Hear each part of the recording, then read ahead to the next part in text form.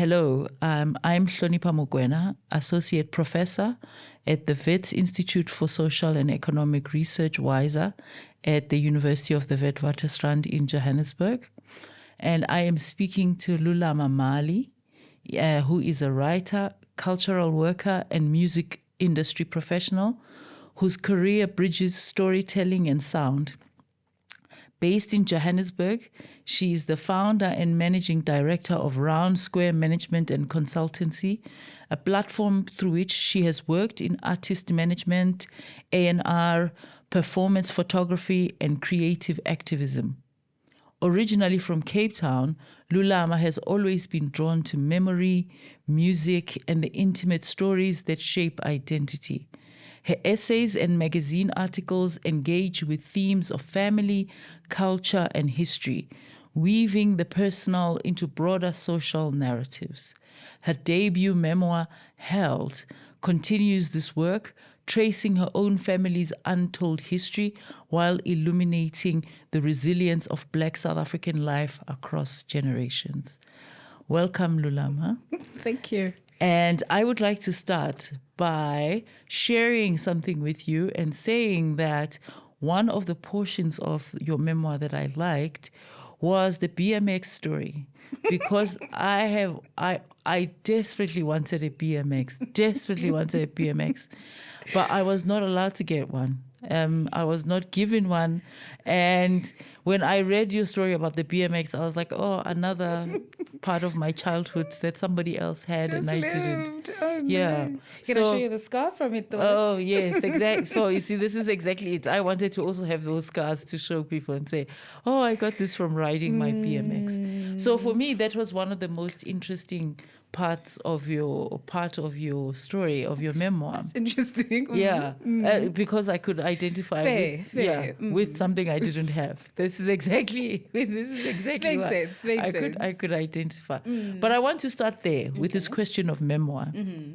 Now, why were you attracted to the genre of memoir? Why did you think that your story needed a memoir? I think more than anything, I joke about how memoirs are usually a subject of vanity. But I mean, I guess on a more serious note, I don't think I lived a very unique life until I started, I guess, growing up and socializing with other people. As much as I didn't think it was unique, I also realized that it's an important story that I need to tell, whether it's to myself or to my children. So, yeah. So, and also, I mean, the interesting thing about, I guess, a memoir is there's no, unlike, I guess, a novel, which I didn't think I was creative enough to write. I'm interested in facts, well, however my memory presents those. And I guess that's what a memoir is, because I think by definition, a memoir is an emotional way of remembering something. So that's where I was when I started this whole journey. And yeah, a memoir is a journey because you can't write it after you are not, now I've forgotten what I needed to say. You can't write a memoir if it's not a journey. Yeah, because there's no real end to a memoir. Yes, I mean, the only end to your memoir is your death. Your death. Yeah, I was going to say your gravestone. Exactly. Yeah. So it's a nice. I guess it gave me a nice freedom of continuity. Yeah. I mean, the reason that I asked the question is that on one level it's controversial because obviously people will say, but your memory is faulty. Did this really happen this way? Maybe it could have happened if we ask somebody else who was there. I mean, as they should. It's about, fortunately and unfortunately, these are my memoirs. These are how I remember these things. And I mean, it's fair for someone to say, maybe it wasn't, but I would say that this is how I remember it. So Right. The other reason that I wanted to ask you about memoir is you use the word sacred many, many times. Okay. And so it's like you remember everything almost as sacred. And so somebody could say to you, I mean, these are kind of everyday. Why do you read sacredness into so many everyday rituals and everyday occurrences? You know, like a sort of Mother's Union Thursday. Yeah. Like you say, oh, this is a sacred time. And I'm like, Mother's Union Thursday when you live in the township is like normal. It's just like you know that your mother is gone on Thursday because she's praying with other mothers, you know. So it has something, it actually is so ordinary. So why did you keep using the word sacred? Why did you want to sacralize or almost sprinkle with holy water everything that sort of happens? Again, because I had the freedom to do so, but also I did think these things were monumental to me at the time, and I mean I still do, even in retrospect, because I know intentionally I use that word a lot, and there's quiet and silence. Those are words that I know I've used quite a bit in those, because I remember I had a friend like, are you sure you? And I'm like, yeah, these are all intentional, because there's a mood that I wanted to kind of lathering the stories to, and so for the person I was introducing how I wanted the person to receive it. Obviously, people read books in the way that they want, but there are ways that you can kind of move the reader into a space that you want to. There's a way that I wanted to invite the reader to receive what I was about to say. So I guess sacred was part of that, because I wanted some kind of silence in the way that they read that, because a township is not necessarily the most quietest of place. But when two women decide on a regular week, on a regular Thursday on a township week, at 12 midday, that's their moment. That's a sacred space that they get to pray for their children. That, for me, is a sacred act. And then I'm also interested in the title after the colon, the portrait of the Black family. I'm interested in the word portrait. Okay. And again, I'm interested in the choice of the word, because a portrait is a singular. It gives you the idea of a singularity, that there's only one. It's almost like when you sit for a portrait. Fair. It's not like you're going to sit for hundreds of them. It's almost always singular, or the ones that survive anyway are always singular. So why did you choose that as a word to describe your family? Why did you want to frame your family in that way? I like how you use frame, because it's a portrait. Yes, exactly. Again, as part of who I am has always been a photographer, because I was handed a camera when I was 16 years old, and I've always liked the idea of framing outside the photograph. So instead of a portrait being singular, I've been playing around with collages that could also make a portrait. So these stories form a collage that form the portrait of my family, but it could also, as it did, involve other families, but that made us who we are. So I always said that as a Black family, not just mine, but we're always raised in communities. It's rare that a family is nuclear. And so for me, the portraiture of it all is having these little collages and little segments that make this portrait. Yes, but also, being raised by a kind of older generation, I'll say. So you were raised by two people who turned out to be your grandparents, but you thought they were your parents when they were raising you. And that experience is actually quite a unique experience because in many ways you end up with quite old-fashioned ideas about how the world works, about how things work. Okay. No, it is a very unique experience because I think quite a lot of the times in many other, in fact, let's say it's a culturally specific experience. Fair. So, because I was going to say, sorry to cut you, because I was going to say a lot of, especially kids in my generation, I'm from like the so from the 80s, I've always had friends that whose mothers were working and they were kept by their grandparents. So I think the unique part of it is that I thought my grandparents were my parents. So the being raised by the older generation, again, I didn't think it was something that was unique to me until I started having these conversations with people.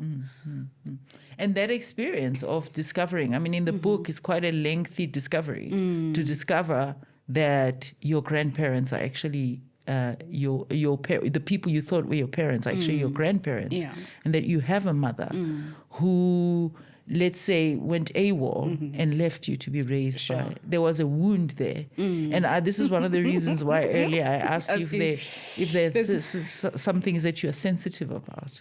What is that? What does it feel like in a way to have to reopen that wound of knowing that your mother knowingly never really wanted you to know that she was your mother, that she was happy almost with the idea that you believed she was your sister. What did that feel like to write it down? Because once you write it down, it's almost like you are making it permanent. It's different. You're essentially almost writing it for the future. You know, you could have just easily skipped over that part and say, I didn't know my mother. You know. Yeah. It's interesting because my teenagers have started reading the book, and I have almost 16-year-old twins. My son said, "Oh, you know, I had 2 free periods yesterday at school, and I read the part about your mom. Oh my goodness, are you okay?" I'm like, yeah. It's like I used to say that I was loved so much that I think from the outside it would look like overcompensation, but for me it was, I guess, being held together without name dropping the book, and yeah, man. Like when I think about it, it goes to, like Usisonke captures it very nicely, that I write from a place of scarring instead of being wounded. I've had to live with this. Granted, I've never really spoken at length about it, but it didn't break me. It never felt like a wound because of this much love or that much love that I got from my folks. I think the one thing that did hurt was when she did eventually pass away, was the hurt that I saw in my brother's eye. That hurt me more than her not being around or more than her passing away. And again, the question that my son asked, he was like, so when did you... Because I used to say, like, the one thing that I felt for her was deep, deep hatred. And he's like, so when did you let that go? I was like, actually, when you guys were born. So when I was about 26, she died when I was almost 11. So I held on to the hate, I guess, in the place of hurt, where hurt needed to have been or was assumed to have been. And I remember specifically when I let that go, when I had my own kids, when I started my own journey of motherhood, and I started understanding that she realized that she didn't, I guess, have the tools to mother at the time. She was 24 with 2 children, but she had perfectly healthy parents. Her parents were 40 and 44. So even with them, they were young grandparents. So even when you walk around going to school, you can still say, oh no, this is my dad, because he's the same age as other parents. So it never really felt that. But again, obviously the shock factor was like, oh, snap. Losisi that usually comes to my house is actually, you know. So so I've never really held on to or I've never identified a hurt by her. It was really just because there was hurt that was inflicted on my brother. That's the one thing that I remember clearly and deeply and quite, it was very crisp. Right.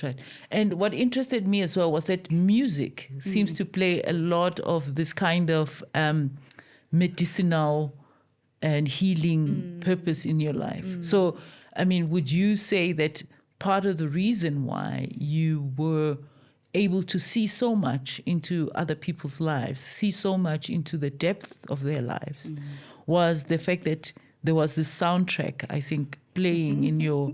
so, I mean, again, here, it can be quite, I think maybe it's a generational thing as well, but I think it has happened in the past where it's almost like you are already thinking of your life in a cinematic way. And there's a soundtrack playing in the background. It's almost like your life wouldn't make sense without the soundtrack. So I want to say a little bit about how, especially listening to music with your tata, how it has shaped the way that you have understood the lives of those around you. I mean, I mean, what I understand, music is one of the oldest forms of therapy that people understand even while they're in the womb. It's the first language that you understand. Sound is the first language that people understand, even before they understand, I guess, language and everything else, or whatever language is spoken. I don't even think that Utata always having music around was anything special. I feel like I use that word quite a bit today. I don't think it was anything special. It was something that did something to him. But for me, I guess I started learning a lot of things about... like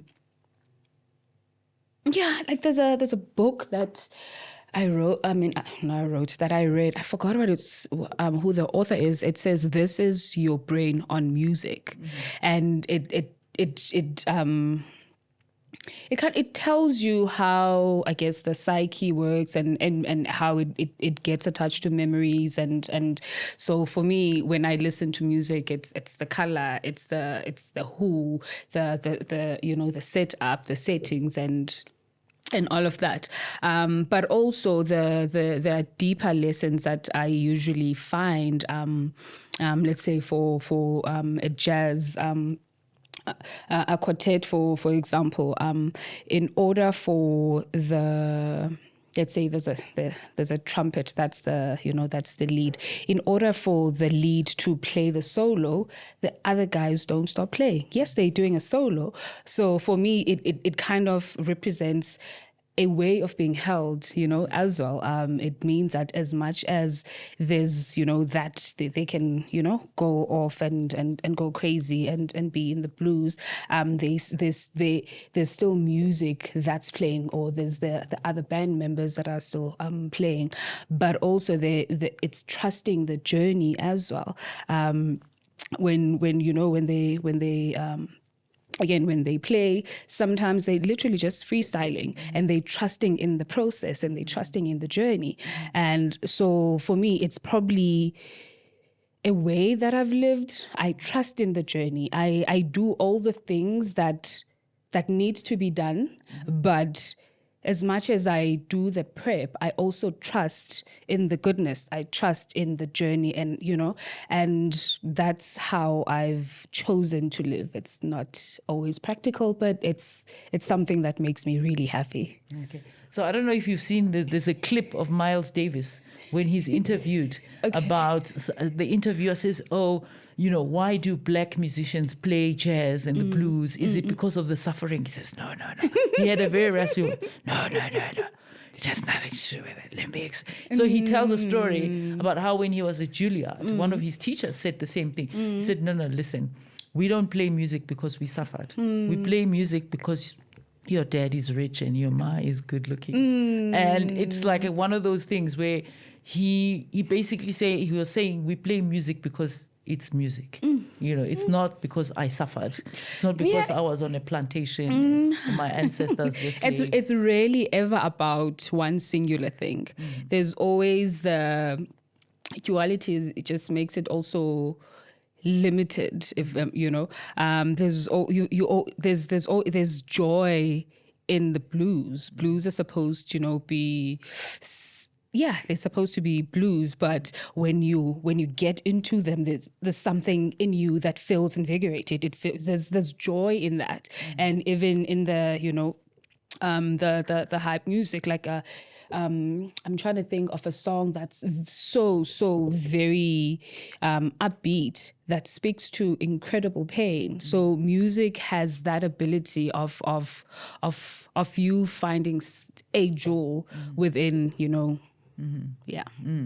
Yeah. So I also want to extend it a little bit further because then obviously you made music into a career, right? I did. And how did you make that jump from that hi-fi system playing vinyl records, listening to tapes and things, Brooke Benton on a Sunday, and then deciding that you were interested in what was emerging then as a kind of hip hop scene in the Cape, like 3 Months Cup.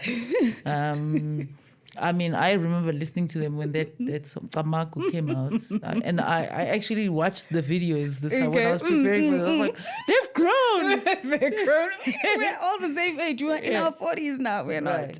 Because I'm like, how young were we when we were shooting that Tamaku video? Right. But I did make it into a profession, I guess also a bit begrudgingly. I just wanted to listen to music, but I think because I like organization, my friends that were making music were not organized.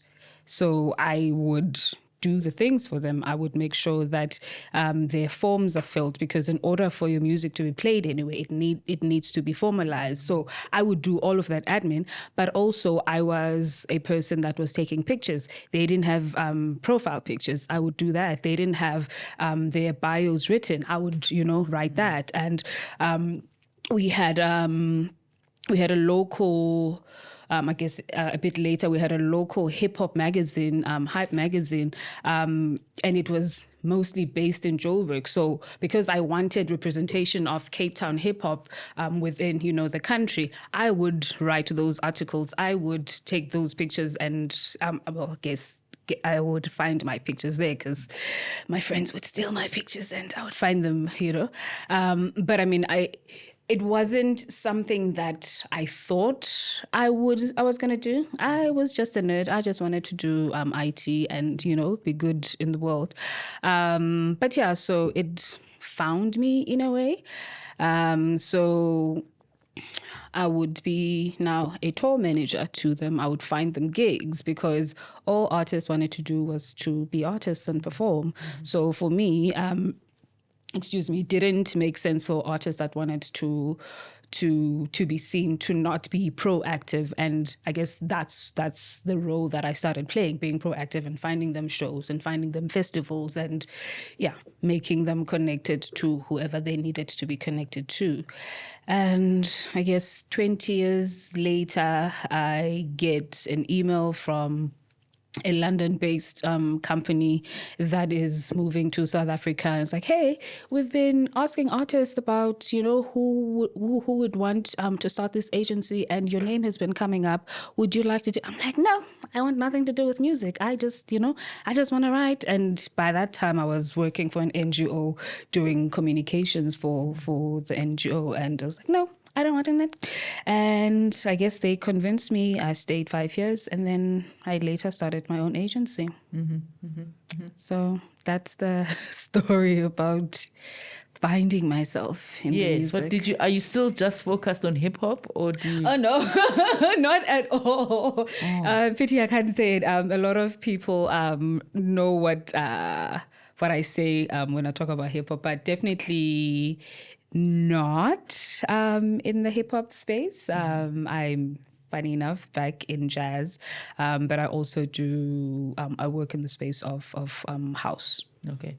Yeah, because this is also one of the things that happened in South Africa in the 1980s. You know, after the cultural boycott and the sort of emergence of what people call bubblegum music. The Brenda Fassie's, the Chicos and Messi Pagela. People always forget Messi Pagela. Please, not I always get so hurt. I love it. I always get it because she was Oh. one of my favorite. And actually, this is Rebecca as well, Dr. Rebecca Malope as well. Right. So that whole period where we were in some ways in isolation and we were listening to music in isolation. Sure. We didn't know what was going on in the rest of the world. And then all of a sudden, the 1990s, you have Kwaito, you have the emergence of a local hip hop scene. And then all of a sudden we are... It's the other way around, but yes. Yeah. And then you end up with almost now where South Africa is part of the global music scene. I mean, I was telling my mom just the other day that Björk played one of these sort of people call it Shangan music, but I was like, Björk, really? I want to listen to it. So when I made my mom listen to it as well, she was like, oh yeah, this is what they're playing out there in the street. So this kind of, I mean, as I say, an artist like Björk playing what is called sort of wedding music in Chitsonga. Yeah, and I'm just thinking, how did that get there? So this idea, for you, what does that feel like? What does that mean for you as somebody who is interested in how music makes memories, you know, to have... It's a beautiful thing, man. Like, and I know we keep saying, oh, music is a universal language. Music is one of the biggest connectors of humans, you know. We might disagree on a lot of things. We might dislike each other for a lot of things. But there's a thing that happens when a song plays. And no one really can explain it, you know. I'm yet to find a person that can really capture that into words, because it feels like words never quite capture it, because again, it's a language on its own that lives on, you know, by its own rules, and there's nothing like it. There's nothing like it. I used to say, I stopped going to church, but I've always loved the music at church. I always had an issue with someone talking at me, and that's how I always felt about church. But the moment that we used to have a male chorister at the church was Utatunqula. Whenever that man started a song, you would feel like you literally were touching the helm of Jesus. Yeah. That's like to this day. I haven't seen Utatunqula probably since I was 16 when I stopped going to church. Like, I still have goosebumps when I think about, he was very tall. Always thought he was quite mixed, but he was very tall and he had this Afrikaner look about him. Yeah. But I remember his big ears always going red when, oh man, and whew, yeah. So for me, it's there's always that about music when it catches me. I feel I'm being animated because now I'm talking about music, but yeah, there's that. And I mean, right now I work with Ubuse, and there's a texture of sound that she does, and with her it's rare that you find a songstress that sounds exactly the same recorded and live. Yeah. And there are those dynamics, because a lot of singers don't really know how to sing with their natural voices, and it frustrates the hell out of me, because I really get amped, man. I get excited about music. Oh, yeah. But yeah, so I don't know if I've answered your question, because I feel I also feel the same. Like, I also stopped going to church many years ago, but I listen to church music. I will listen to gospel, Mahalia Jackson, because there is something about